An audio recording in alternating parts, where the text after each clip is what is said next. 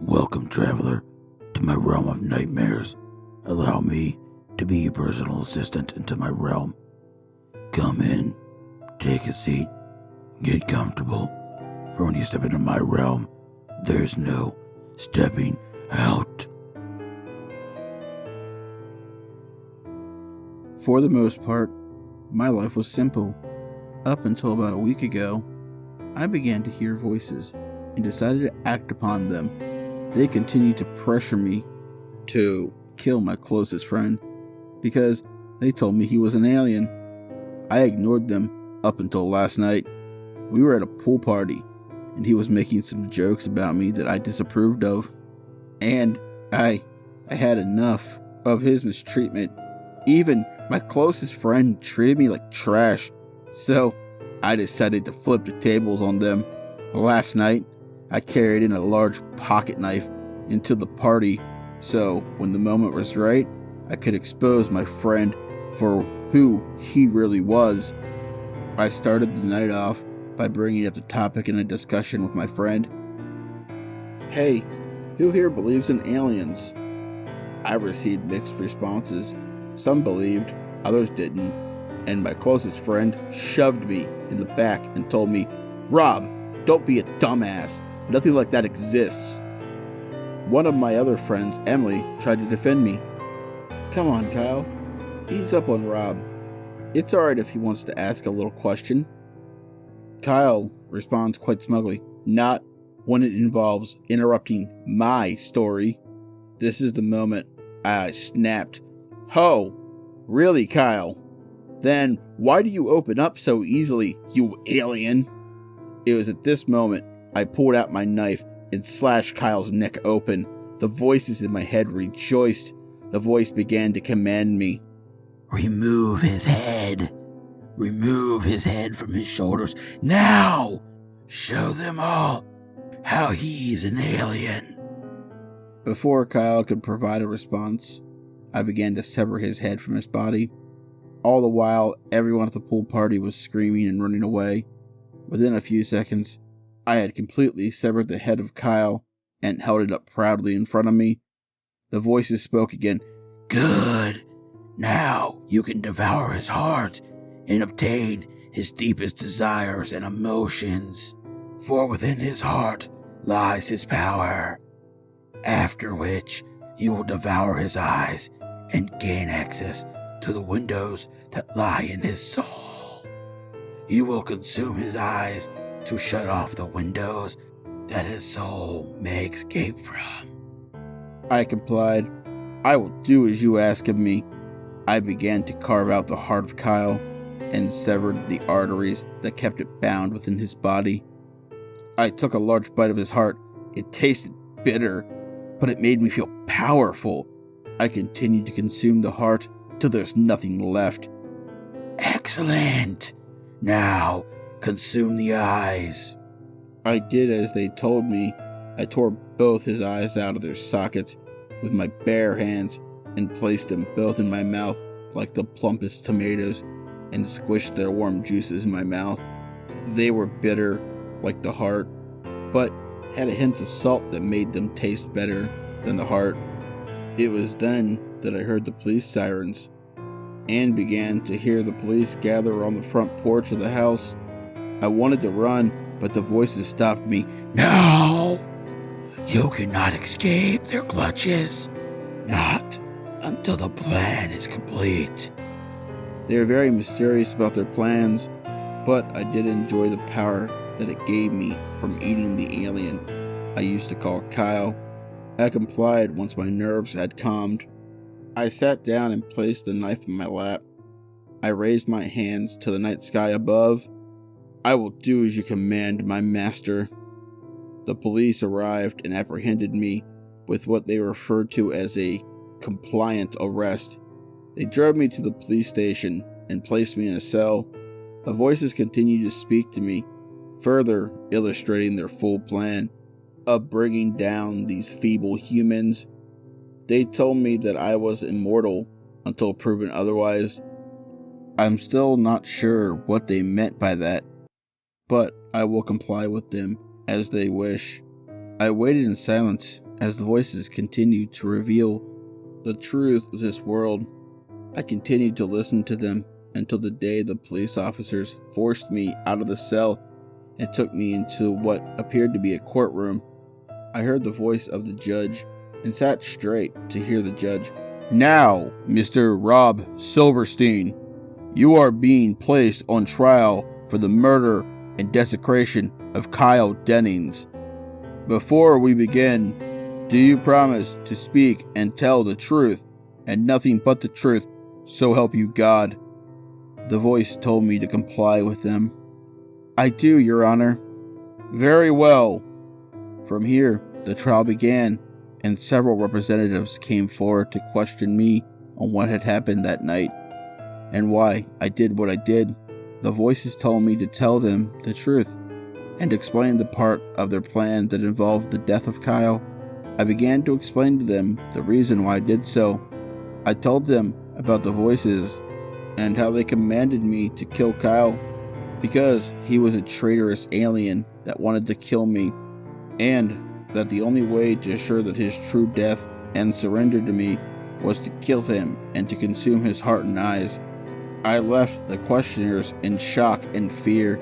The family asked me, "Why did you do this?" and what kind of monster I was. I explained to them simply why I did what I did. I killed Kyle because he was not my friend. He was an alien who wanted to kill me.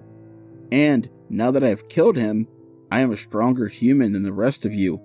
The New World Order is coming, and you will either become a part of it or die off. The voices commanded my response as I sat in silence while the court came to a verdict. The decision was guilty on the count of manslaughter, but they said it was with the stipulation of having done so because of insanity. I had to object to their statement. "I object, Your Honor." The judge and everyone else in the courtroom were in shock. Even my lawyer was in shock, to the point where she couldn't stop me from saying my objection. The judge became curious. "I would like to hear your objection, Mr. Silverstein. Please continue." "I saved everyone from a terrible fate. I killed what you believed to be Kyle because he wasn't Kyle, and he wanted to kill the rest of you." The judge slammed his gavel to silence me and the rest of the courtroom. "Silence in the courtroom. The judgment, as it stands, will be 10 years in a high-security mental institution for reform and evaluation." The voices told me to comply with the officer, and I walked calmly out of the courtroom. The voices drowned out the objections from Kyle's friends and family. The officer immediately placed me in a truck and drove me straight to the institution. They placed me in a room and locked me in. I've been here for a week now, and I have occasionally visited my psychiatrist. He often becomes frustrated because he believes that he's not making any progress. I don't understand what he expects of me. The voices are here to protect me from all things, and they plan to make me the ruler of this world, one step at a time. I see Kyle, or at least Kyle's spirit, as he is now trapped within me. We play games sometimes, usually board games, since the doctor believes that I'm not sane enough to play games with the other patients. I am writing this now because I am scheduled to be placed in a sensory deprivation room in hopes of eliminating the voice from my head. The voice said for me to comply. The time spent with them will make me stronger. I feel confident about tomorrow. I will not be alone. The voices will have more time to guide me, and I'll have more time to talk to Kyle. The voices are all I have now, and I have no plan of letting go. Hey, you're back to hear more of my story, eh? Well, let's take a bit of a dive back into what happened over 2 months ago. As you can already tell, it's been about 2 months since I was placed in this mental institution after having murdered what everyone believed to be Kyle. In truth, he was long gone. I had found his body in a creek 2 days before the party, when I was on a hike in a wooded area behind my house. It was around that time when the voices began giving me commands. I was unsure what to do, what to think, and the voices helped me put all my worries to rest. I had called out into the forest for someone to help, and after many tears had been shed, and my body felt heavy like lead, I began to hear the voices in my head. They were very calm and orderly. They instructed me to calm down and listen to them. They knew what had happened was horrific, but there would be no good if I just stayed there in the forest with my now deceased friend. They told me that the death of my dear friend Kyle and the murder of his imposter would incite a new beginning. At first, I was skeptical of their wisdom, confused as to how Kyle would play a role in me inciting a new world order, a new beginning, but they quickly changed my mind as they showed me their true power. I saw the corpse of my recently deceased friend vanish into dust and be swept away by the wind. The water that turned crimson red from Kyle's blood had vanished. The wind lifted me up, and a strong autumn breeze that formed leaves that lifted me up off the ground. They spoke to me with fluency and with concern for my well-being. "We're here to help you, Rob." I asked them the infamous question, "Why would you help me?" "Your friend was murdered by a psychopathic alien imposter. The real Kyle is dead and has been replaced by a more aggressive, more unfriendly version of Kyle. The false version of Kyle has gained the trust of the Dennings household, a very powerful political family. Kyle's father is the governor of Massachusetts, and as such, he would have a lot of political power coming from the governor's family, and this advantage would make it much easier for him to be elected into an executive power. From there, Kyle could begin to take measures to ensure his ultimate rule over Earth. The imposter wants to use his abilities to take over the world, and only way to stop him is by exposing him as the alien through death." I don't quite understand. You're telling me that this imposter who pretended to be Kyle is like some demonic alien who wants to take over the world? Exactly. And by killing him, you gained his power. And with our help, the world will be yours instead of his, to rule as you wish. To any other person, this would have sounded like complete lunacy, but after what I've just witnessed, they had me convinced. They had the power to make my biggest dreams come true, and as long as I listened to them, I would achieve anything I desired. All they asked was my complete devotion, and I gave it to them, heart, body, and soul. Transitioning back to the week they had placed me in the sensory deprivation room, I began to have full conversation with the voices. Any questions that I asked them, they had answers to. Why have humans never found peace? They will never be peace among humans, for their desires to have free will clash with the ideas of free will with that someone else has. Are there really aliens among us? They are too far away for us physically, but some of them can send their distant spirits to us in the form of evil spirits. You humans may mistake them as demons. Was the imposter I killed really an alien? He was an alien in the sense that he was not a part of this world. He was a demon in human form. He would have killed you if you hadn't killed him first. I continued to ask them questions and waited patiently as I listened to their answers, even though I continued to have a feeling in the pit of my stomach that I was being used for some larger purpose, one that extended beyond me. I wasn't sure what that entailed, but I had a feeling that there would be some large cost besides my devotion for all the power that they would give me. After about a week within the room, I decided enough was enough. I wanted out. The voices instructed me on how to break free from my straitjacket, and then told me to wait until the assistants arrived. I waited until the regular assistants came to bring me my dinner, and the voices instructed me how to knock each one of them out. I did so with speed and agility. They directed me down the right halls, through the proper exits, and I made my way out of the facility with little incident.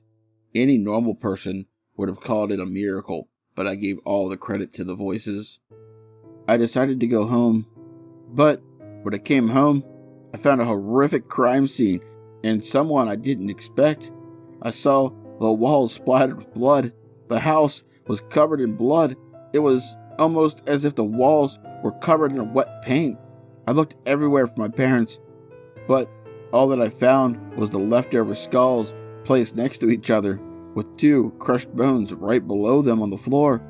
I still didn't know what happened to them, but I knew in that moment I had to escape what was in that house, lest they kill me as well. I wasn't sure what to do, so I called the police to let them know that someone had killed my parents. The police were puzzled by the crime scene, and even more puzzled of me calling them in after having escaped from a high-security mental hospital. They decided to put me in custody again as a prime suspect in the murder, but after 2 weeks, that was ruled out. Prisoners never really approached me to show friendship or to try to take my food tray. They saw me as the next coming of the devil or something like that. The voices decided that this time I was supposed to lie about no longer hearing their orders to the prosecutors. That way, they would release me from my sentence under good behavior and a sane mind. During the prosecution, the voices told me to focus my mind on the judge and voice mentally the ruling that would let me go free. And just like that, the judge and jury ruled in my favor, and I was free. I had fallen into a later form of depression, but the voices always kept me company. I was put up for adoption, and a family actually decided to adopt me, a 15-year-old. Not only that, but they were a very wealthy and powerful family at that. I couldn't believe it. They took me in with little recourse on their decision and decided that they would enroll me in a private school for talented kids. I was still technically a freshman in high school, so I was able to be enrolled. However, the rumors about my act upon the imposter version of Kyle quickly spread around school. People would bully me, call me a cannibal, but in spite of this, I actually made a friend. Her name was Kelly, and she was my class representative. She told me it was her duty to welcome all the new students, but in spite of being her job to welcome me in, she was the only person who understood my struggle, who understood that what I did didn't make me a bad person. After having lost my best friend and my parents, I actually feel a stronger sense of confidence in myself. Maybe what the voices were talking about was true, and that I would be able to rule the world. I've been at this school for about a month, and I've begun to notice something rather strange. Certain students who were put in detention didn't ever come back to the school. No one saw them leave, and they never came back. No one knew what had happened to them. About 2 days ago, the voices told me to go and investigate the situation. Even after my newly adopted parents told me to stay out of trouble, here was a problem that only I could solve. I decided to find a way to get myself into detention. Kelly insisted that I didn't, or she would never see me again. I reassured her that I would make it back, and that I would settle this once and for all. I ended up in detention after having knocked down a stupid poster about how going on road trips would be fun and running through the halls with it screaming, "Poster bail!" I was in the detention room for several hours. I waited as all the other students and staff had left. It was only me and our history professor, Mr. Hardrow. Hardrow was a creepy man, and many students feared getting sent to detention because they'd always deal with him. There were only 2 students who escaped his clutches, but the voices told me to walk straight into the mouth of the beast, so to speak. I saw a clock in the corner of the room hit 6 p.m., and for the first time, I heard Hardrow speak. Mr. Vanderbilt? Sir, it's Silverstein. Rob Silverstein. He lifts up the document with what I assumed to be my name written on it. Ah, yes. That was my mistake. Your adopted parents wrote down their name as your last name, but I see your original name now. I was a bit questioning of his motives, but the voices told me to prepare for the worst. I was in the den of the beast, and I wasn't about to escape so quickly. I wanted to ask you a question before you leave tonight. I nodded to indicate that he was free to speak. What is your opinion on cannibalism? He saw the shocked expression it left on my face. I'm only asking because I had heard about your case of insane manslaughter. You did eat your friend's heart, didn't you? I was hesitant to respond to him, but the voices told me to answer. Yes, I did. Oh, splendid. Then I hope you understand the predicament you're in, and what I plan to do with you, right? I nodded to him. His grotesque face grinned with excitement. He stands up with excitement. I've had many types of children. Black, Mexican, Asian, white, but I've never had a kid who has eaten another kid. He opens a closed door within the classroom, and a pile of bones and leftover human meat, packaged in Ziploc bags, tumble out of the closet. Ah, the true face of a cannibal, unfazed by human remains falling out of a closet. The voice began to give me commands in my head. Continue with the conversation and reach for the scissors in your backpack. Break them in half and have the blades prepared when Hardrow is within arm's reach. No, sir. It didn't faze me a bit. I am curious as to why you'd want to eat me, however. Your meat is a delicacy, my boy. The meat of another cannibal?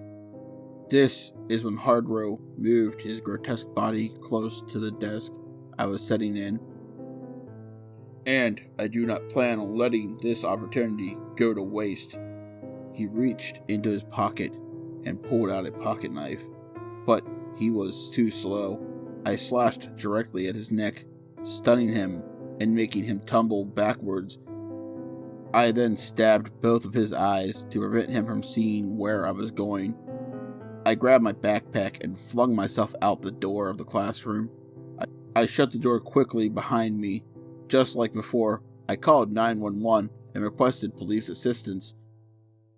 Paramedics barely made it in time to save Hardrow's life, and the human meat he had collected was confiscated.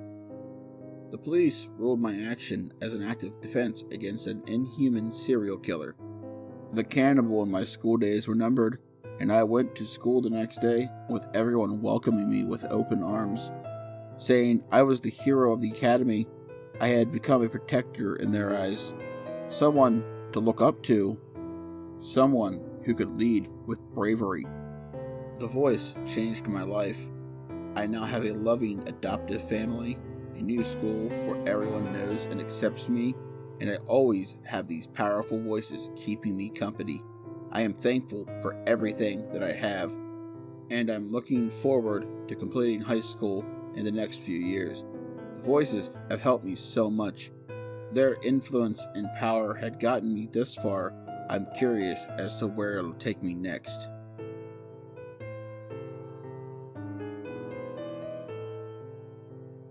This story is called Voices by Timothy Duran. He's a very good friend of mine and a very talented author. His links will be in the description below. Also, don't forget to like, share, subscribe, and ding that bell if you're new. And remember, once you step into my realm, there is no stepping out.